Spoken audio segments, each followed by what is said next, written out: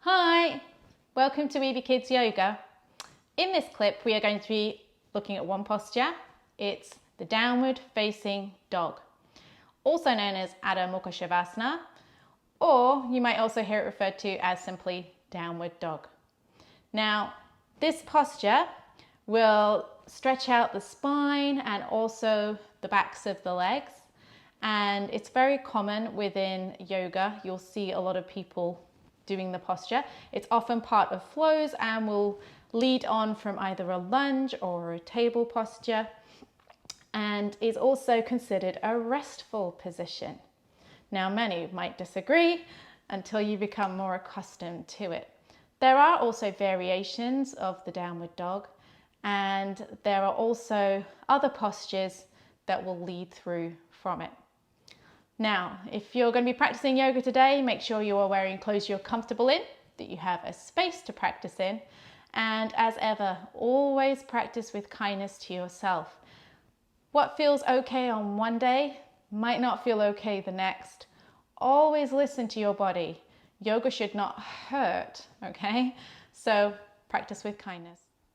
Downward facing dog or downward dog is often reached from a different position before or after it.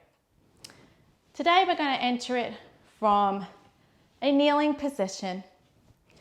You're going to lay your hands down in front of you, nice and wide, hands placed down, middle finger pointing forwards, and you're just going to try and make yourself a nice tabletop. This means your spine is flat, your shoulders are lined up over your wrists, and your hips are lined up over your knees. You're tucking your toes under. You are then going to be lifting your bottom up into the air to make an inverted V shape. So as you tuck your toes under, you can lean the weight back a little, watching this nice and slowly, how it unfolds. Now, my aim is to have a straight spine.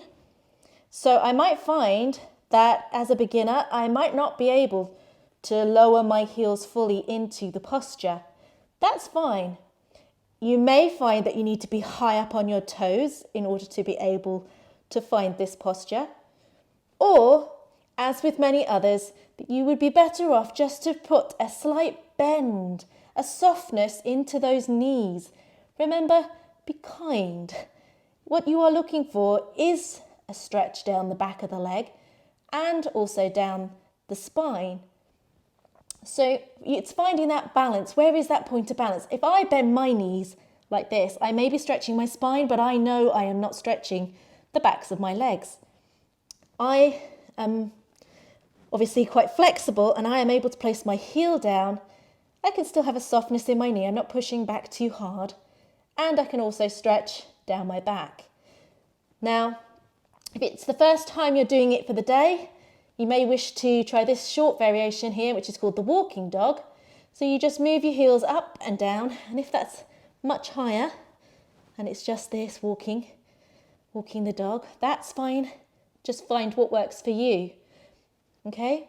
The eyes are looking either at the knees or in a much more stronger posture, you'll be looking right the way up, almost up to the top of the leg.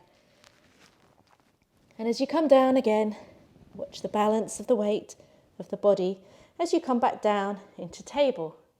Now that can feel like quite a strong posture, and you may want to then also come back down to a kneeling point where you are in what we call child's pose, like so. Okay. Now, for some people, inversions such as those may be too strong. It might be too much weight through the wrists. Things that you will need to consider are warming up the wrists. So if you've just done one and you're noticing already that there's a bit of a ache in those wrists, perhaps that's enough for you today. There are other ways in which we can also take ourselves into downward dog. Another common one you will find is where you will have been in a lunge position. So if you take yourself into a half lunge here, you put your hands down either side of your foot, Tuck the back toe under and lift. And where you will then take another foot back to join that foot and into a downward dog.